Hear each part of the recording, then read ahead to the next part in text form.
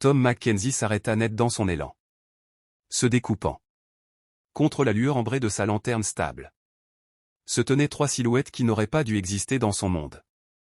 Trois femmes dont les robes mouillées, moulant leurs courbes, lui asséchèrent la bouche et firent trembler ses mains. La grande, aux cheveux de jais, était appuyée contre la poutre en bois, la poitrine se soulevant et s'abaissant. Après leur course désespérée à travers la tempête de neige, la neige fondait sur sa peau bronze, chaque goutte traçant des chemins le long de sa gorge, que Tom se surprit à suivre. Des yeux qui l'avaient entraîné à détourner le regard de la tentation. Pendant 22 ans, la blonde, à peine plus qu'une enfant, se mordit la lèvre et le fixa d'un regard provocateur. Son corsage déchiré, révélant plus qu'une femme respectable ne devrait. Et la troisième, une beauté mûre aux yeux complices, s'avança avec une grâce qui trahissait son expérience, qu'aucune femme pratiquante ne possédait. « S'il vous plaît » murmura-t-elle. Et la résolution de Tom s'effondra comme des feuilles mortes. « Nous avons besoin d'un refuge. » À cet instant, Tom Mackenzie, le rancher vierge de Prairie Creek, réalisait que les murs qu'il avait soigneusement construits étaient sur le point de s'écrouler. La question était, survivrait-il à ce qui allait suivre? Laissez un « j'aime » si vous avez déjà vécu ce moment, où tout change. Et dites-moi dans les commentaires d'où vous écoutez ce soir. Les mains de Tom tremblaient, plus fort que lors de sa première fusillade, alors qu'il conduisait les trois femmes dans sa cabane. La tempête hurlait dehors, les piégeant ensemble, dans un espace qui semblait soudain plus petit qu'un cercueil, et plus chaud que l'enfer lui-même. « Nous avons échappé à Madame Betty », dit la plus mûre, l'eau coulant encore de ses cheveux auburn. « Je m'appelle Clara, voici Rose, » dit-elle en désignant la blonde rebelle. Et Maria, la belle brune aux traits apaches, acquiesça silencieusement, ses yeux d'obsidienne ne quittant pas le visage de Tom. La robe de Clara, autrefois en soie fine, collait désormais à sa silhouette généreuse comme une seconde peau. Tom essaya de se concentrer sur ses paroles, et non sur la façon dont la lumière du feu jouait sur la courbe de ses seins. Betty allait me vendre à un homme qui aime faire souffrir les femmes. Rose rit amèrement, d'un rire qui ressemblait à du verre brisé. Au moins, tu étais vendu à un seul homme. Elle en avait trouvé trois pour moi. Son corsage déchiré avait renoncé à la contenir. Et Tom se surprit à regarder la peau crémeuse qu'elle exposait sans honte. Mais c'est Maria qui le bouleversa.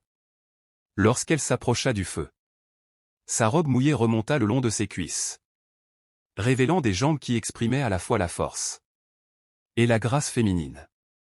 Quand elle le regarda avec ses yeux sombres et blessés, Tom sentit quelque chose bouger, qui n'avait rien à voir avec le désir, et tout à voir avec une douleur qu'il avait enfouie profondément.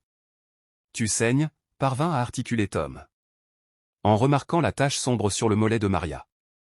Elle baissa les yeux, l'air surpris. Du fil barbelé, ce n'est rien. Mais Tom était déjà en mouvement. Son instinct protecteur prenant le dessus sur 22 ans d'évitement prudent.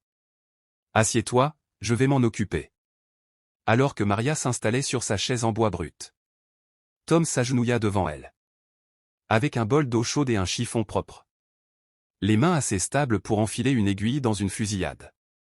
Il tremblait comme des feuilles d'automne lorsqu'il souleva sa jambe. Sa peau était chaude comme de la soie sous ses paumes calleuses. La blessure était superficielle. Mais pour la nettoyer, il dut remonter sa robe, révélant la courbe de sa cuisse.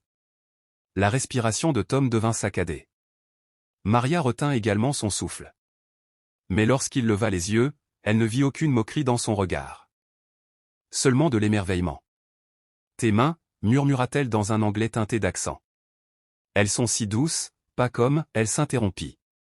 Mais Tom comprit que dans son monde, les mains des hommes n'apportaient que de la douleur. « Je ne te ferai pas de mal » dit Tom. Et il le pensait de tout son être. « Aucun d'entre vous n'est en danger ici. » Clara observait depuis l'autre bout de la pièce. Une douceur envahit son expression. Elle s'était calmée, sa bravade s'était effritée, révélant la jeune fille effrayée qui se cachait derrière. Alors que Tom finissait de panser la blessure de Maria. Leurs regards se croisèrent et se fixèrent. Quelque chose passa entre eux, électrique. Dangereux et absolument inévitable. Pour la première fois de sa vie d'adulte, Tom Mackenzie toucha une femme. Non pas avec crainte, mais avec révérence. Dehors, la tempête faisait rage avec la fureur de l'enfer lui-même. À l'intérieur, 4 âmes brisées se trouvaient au bord de quelque chose qui allait soit les sauver, soit les damner tous. La tempête les piégea pendant 4 jours et 4 nuits. Et à chaque heure qui passait, Tom sentait ces murs soigneusement construits s'effondrer comme de vieilles pierres. Clara prit en charge sa cuisine. Avec la grâce naturelle d'une femme au foyer née. En la regardant se déplacer dans sa cabane. Se penchant pour vérifier les biscuits dans le four. Sa robe serrée sur ses hanches s'arrondit. Tom découvrit des muscles dont il avait oublié l'existence. Elle avait perdu son mari, lui dit-elle un soir. Et sa fille de 8 ans attendait chez des proches. Pendant que Clara gagnait de l'argent. De la seule manière dont une femme désespérée pouvait le faire. Un homme bon est plus rare que l'or. Tom, dit Clara un soir. Sa main effleurant brièvement son épaule.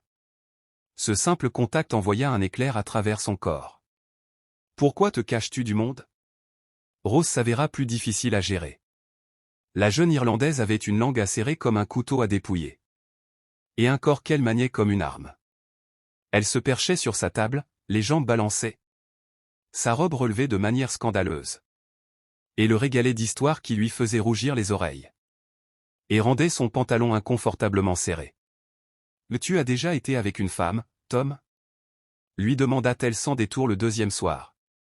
Les yeux pétillants de malice. Quand son visage devint rouge comme un coucher de soleil. Elle rit, mais il y avait de la gentillesse dans son rire. « Ne t'inquiète pas, mon amour. Nous n'allons pas te manger tout cru. » Mais c'était Maria qui hantait ses rêves. Et occupait ses pensées éveillées. Elle parlait peu. Mais sa présence était comme une chanson à peine audible. Belle et douloureuse. Elle le regardait de ses yeux sombres. Qui semblait voir à travers lui. Jusqu'à son âme blessée. La 3e nuit, alors que les autres dormaient. Tom trouva Maria debout près de la fenêtre. Le clair de lune sur la neige la peignant d'argent et d'ombre.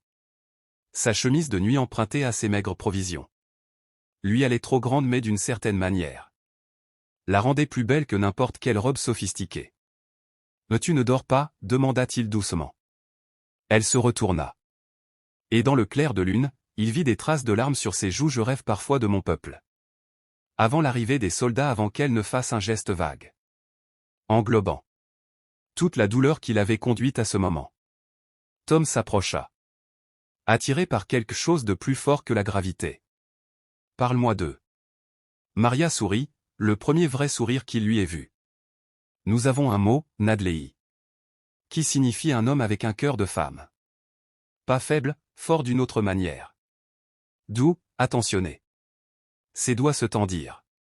Touchant presque son visage avant de retomber.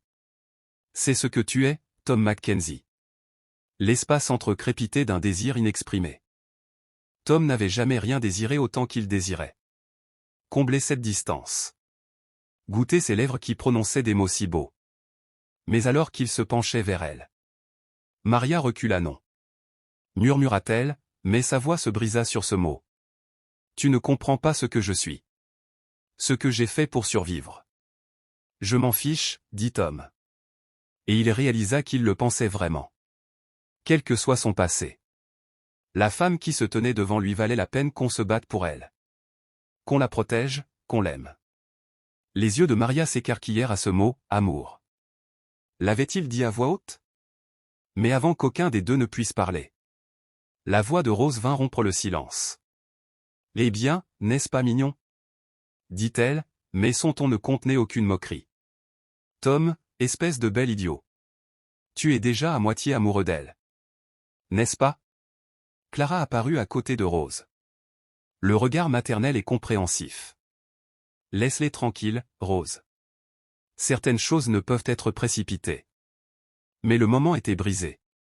Et Maria s'était déjà retirée dans son lit de fortune. Tom se tenait debout au clair de lune. le cœur battant comme un tambour de guerre. Sachant que tout était sur le point de changer. Au matin, la tempête éclaterait. Au soir, leur sanctuaire serait détruit. Mais pour l'instant, dans cette cabane, remplie de femmes impossibles et de rêves impossibles, Tom Mackenzie se sentait vraiment vivant. Pour la première fois depuis 22 ans. L'aube apporta plus qu'un ciel dégagé. Elle apporta le tonnerre des sabots. Et le cliquetis des détentes des fusils. Tom était en train de fendre du bois. Quand les cavaliers apparurent comme des démons. Sortant de la prairie enneigée. Cet homme mené par le shérif Dawson. Dont le badge avait été acheté et payé. Par Madame Betty il y a des années. Tom Mackenzie. La voix de Dawson portait l'autorité de la corruption. Soutenue par des fusils Winchester. Tu as quelque chose qui appartient à Madame Betty. Envoie-le-nous et nous serons quittes. Les mains de Tom trouvèrent son Colt 45. Dont le poids familier calma ses nerfs.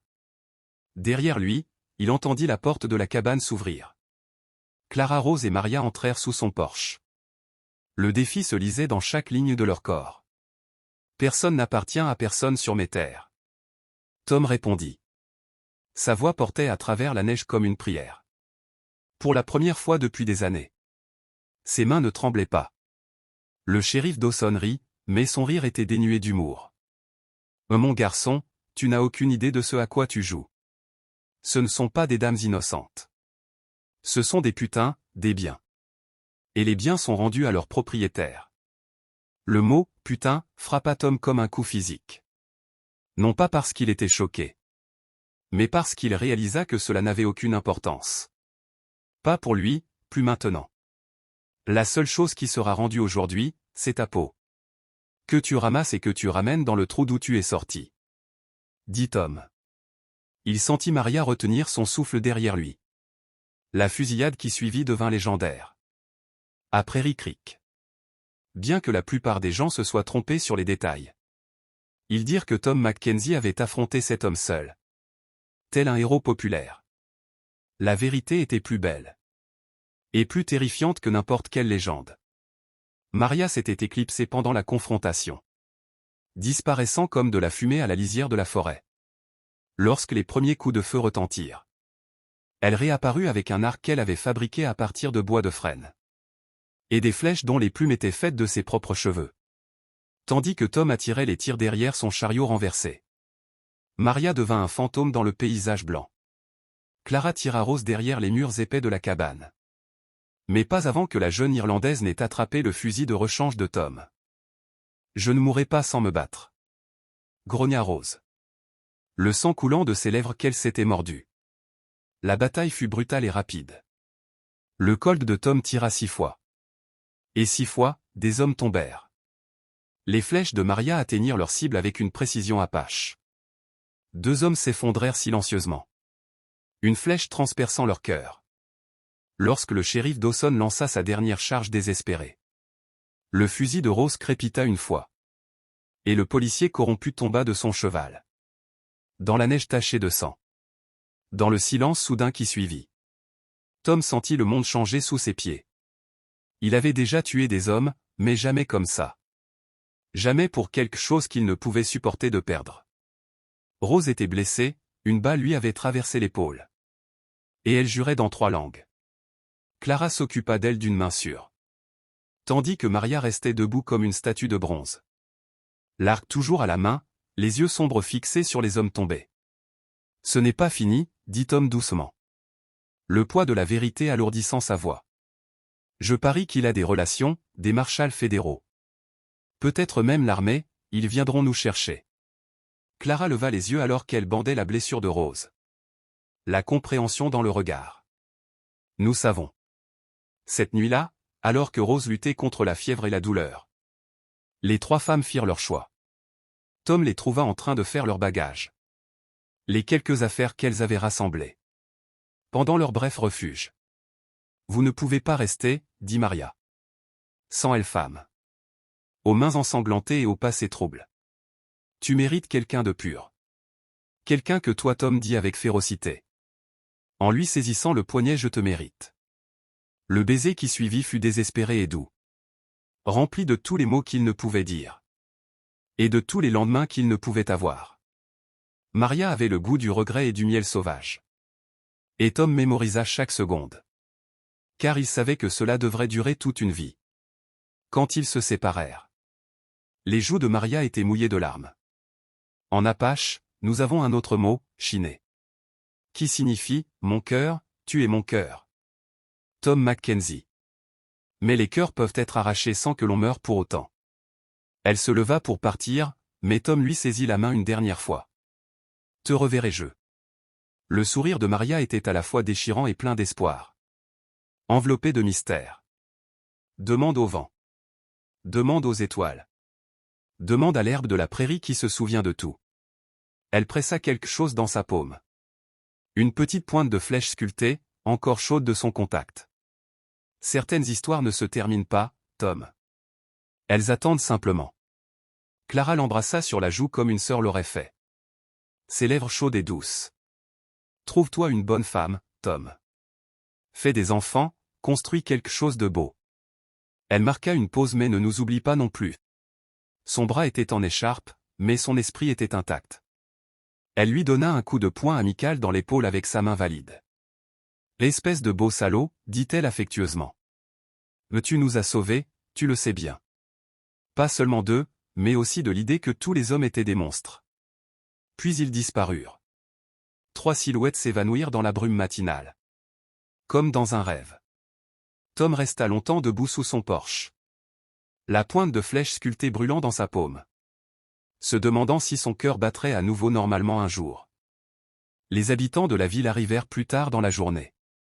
D.O.C. Peterson pour soigner les blessés. Le shérif Murphy du siège du comté. Pour enquêter sur la fusillade. Des voisins curieux. Attirés par les histoires de fusillades et de femmes mystérieuses. Ils trouvèrent Tom différent, en quelque sorte plus stable. Plus triste mais plus solide qu'avant. Tu as bien fait, mon garçon. Dit le vieux Murphy en regardant les corps. Dawson et ses garçons causaient des problèmes depuis des années. Les marshals fédéraux cherchaient une excuse pour faire le ménage. Chez Betty. Mais Tom l'entendait à peine. Son regard était fixé sur l'horizon. Là où 3 femmes avaient disparu. Emportant avec elles son cœur. À jamais changé, dans la cabane. Où il avait appris que l'amour et la perte n'étaient que les 2 faces d'une même pièce impossible. La pointe de flèche sculptée ne quitterait jamais sa poche. Et Maria Santos ne quitterait jamais ses rêves. 18 mois passèrent, comme autant de saisons de guérison. Tom Mackenzie n'était plus le jeune homme effrayé de Prairie Creek. Les habitants de la ville le voyaient dans son attitude. Confiant mais pas arrogant doux mais inébranlable. Les femmes lui souriaient désormais. Sans recevoir en retour. Une peur balbutiante. Il avait même courtisé brièvement l'institutrice. Mais quelque chose l'empêchait toujours de s'engager sérieusement. Son ranch était devenu prospère. Sa réputation solide, il était connu comme un homme juste. Un protecteur des innocents. Quelqu'un qui s'opposait à la corruption quel qu'en soit le prix. La légende de la fusillade grandissait à chaque fois qu'on la racontait. Mais Tom ne corrigeait jamais les histoires. Certaines vérités étaient trop précieuses pour être partagées. Par une soirée dorée de septembre. Alors que Tom travaillait avec un Mustang dans son enclos. Le bruit des sabots qui approchaient le fit lever les yeux. Une cavalière solitaire émergea de la chaleur. Et du scintillement de la prairie. Une femme sur un cheval pie. Ses longs cheveux noirs flottant librement dans le vent. Elle mit pied à terre avec une grâce fluide. Marchait jusqu'à la clôture du corral et se contenta de le regarder. La pointe de flèche sculptée dans la poche de Tom semblait palpiter de chaleur. J'ai trouvé ce que je cherchais là-bas. Dit Maria d'une voix riche comme du whisky au miel. Mon peuple, mon passé. Ma paix. Elle fit une pause. Et son sourire contenait toutes les promesses du monde. Maintenant, je veux trouver mon avenir. Le sourire de Tom en fut la réponse suffisante. Certaines histoires, en fin de compte, valaient la peine d'attendre. Si cette histoire vous a touché, cliquez sur « J'aime » et dites-moi dans les commentaires d'où vous l'écoutez ce soir. Et n'oubliez pas de vous abonner. pour découvrir d'autres récits de la frontière sauvage. Où l'amour et la rédemption chevauchent le même sentier poussiéreux.